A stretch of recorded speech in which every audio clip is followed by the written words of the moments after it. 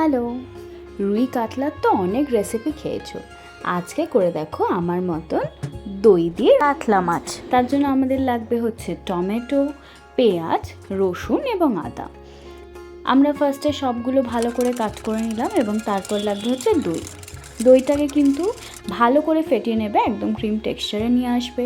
এরপর লাগবে হচ্ছে আমাদের কাঁচা লঙ্কা এবং আরেকটা যেটা মেন ইনগ্রিডিয়েন্টস অবশ্যই মাছ, এবং তার সাথে আমাদের লাগছে হচ্ছে কাজু বাদাম।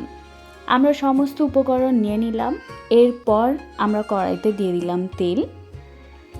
এরপরে আমরা একে একে সমস্ত মাছগুলোকে ভালো করে ভেজে নেব।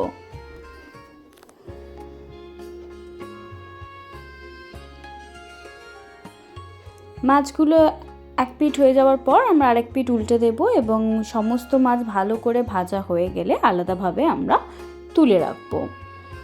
এরপর একটা পেস্ট বানাবো, যার জন্য পেঁয়াজ, আদা, রসুন এবং লঙ্কা লাগবে। এরপর কড়াইতে হচ্ছে গরম মশলা, ফোড়ন, তেজপাতা এবং তারপর আমরা পেঁয়াজগুলো দিয়ে দিচ্ছি। তোমরা চাইলে কিন্তু তেজপাতাটা নাও দিতে পারো, শুধু গরম মশলা ফোড়নও দিতে পারো। এরপর ভালো করে আমরা পেঁয়াজগুলো নাড়াচাড়া করে নেব এবং যে পেস্টটা আমরা তৈরি করেছিলাম সেই পেস্টটা আমরা দিয়ে দেব। কিছুটা ফোড়নে দেবে পেঁয়াজ, কিছুটা দেবে সেই পেস্টে। ভালো করে নাড়াচাড়া করে নেবে এবং মনে রাখবে দইটা কিন্তু ভালো করে ফেটাবে, নাহলে কিন্তু লাম্পস থাকবে। এরপর আমরা দিয়ে দিলাম হচ্ছে হলুদ গুঁড়োর পর দিলাম হচ্ছে লঙ্কার গুঁড়ো,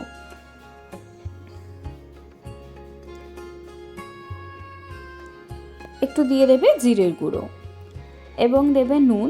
তারপর ভালো করে কিন্তু মশলাগুলো নাড়াচাড়া করে নেবে।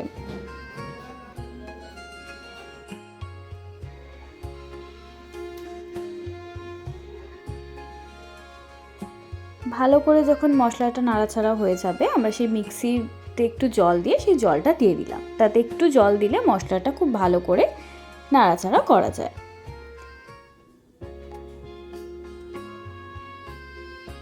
এরপর আমরা একটা পেস্ট করব কাজু বাদাম, টমেটো এবং লঙ্কা। এটা আমরা পেস্টটা করে রাখলাম। এরপর যখন দেখবে মশলাটা হয়ে গেছে, অল্প পরিমাণ চিনি দেবে এবং সেই যে পেস্টটা কাজু বাদামের এর মধ্যে অ্যাড করে দেবে। দিয়ে দেবে হচ্ছে কাশ্মীরি মির্চ, বাট এটা পুরোপুরি অপশনাল, তোমরা চাইলে কিন্তু নাও দিতে পারো। ভালো করে নাড়াচাড়া করে নেবে। কাজু বাদামের যে পেস্টটা দিয়েছিলাম সেই পেস্টটা দিয়ে ভালো করে নাড়াচাড়া করে নেবে। দেখবে অটোমেটিক তেলটাও ছাড়বে এবং কালারটাও কিন্তু আস্তে আস্তে দেখো কতটা চেঞ্জ হয়ে গেছে। যখন দেখবে মশলাটা প্রায় ভালো করে কষা হয়ে গেছে, এরপর যে ফ্যাটানো টক দইটা সেটা আমরা এর মধ্যে অ্যাড করে দিলাম। এরপর ভালো করে কিন্তু নাড়াচাড়া করে নেবে।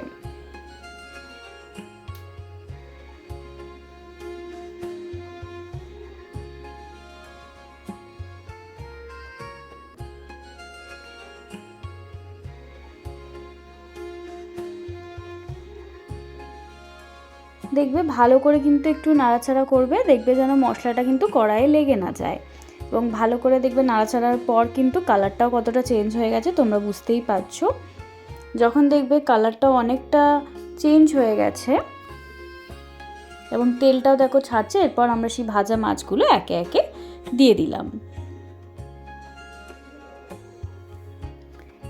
এরপর মাছগুলোর সাথে মশলাটা একটু ভালো করে নাড়াচাড়া করে নেবে।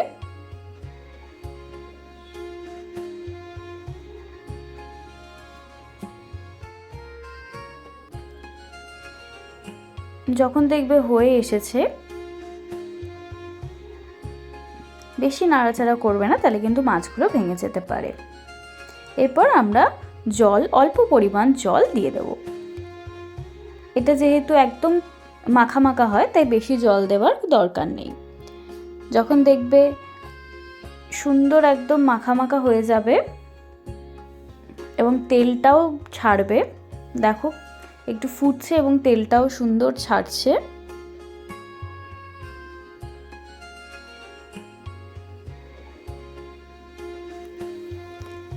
যখন আমরা নামাবো তার মুখে দিয়ে দেবো হচ্ছে গরম মশলা গুঁড়ো